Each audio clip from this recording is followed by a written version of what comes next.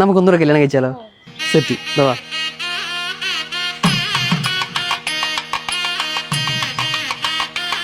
ഞാൻ ആരോ ഏട്ടാ. Thank you so much. ഇനി മുതൽ 2 ദിവസത്തേക്ക് പാർക്ക റിസോർട്ടിന്റെ രാജാവാണ്. നമുക്ക് പോയിക്കണ്ടേ? ഹലോ ഗൈസ്, നമ്മൾ ഇന്നുള്ളത് മൂന്നാറുള്ള പറക്കാട്ട് റിസോർട്ടിലാണ് കേട്ടോ. ഫാമിലി ആയിട്ടും ഫ്രണ്ട്സ് ആയിട്ടും അതുപോലെ തന്നെ കപ്പിൾസ് ഒക്കെ ആയിട്ട് വന്നു നിൽക്കാൻ പറ്റിയ ഒരു കിടിലൻ പ്രോപ്പർട്ടിയാണ് നമ്മുടെ മൂന്നാറുള്ള പറക്കാട്ട് റിസോർട്ട്.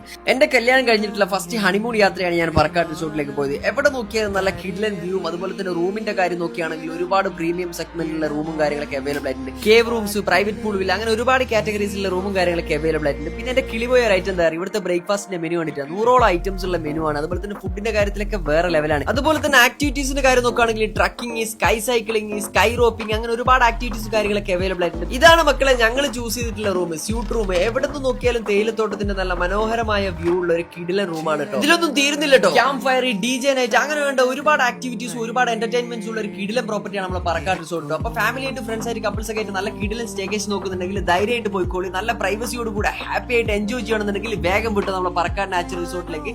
സംഭവം വേറെ ലെവലാണ്.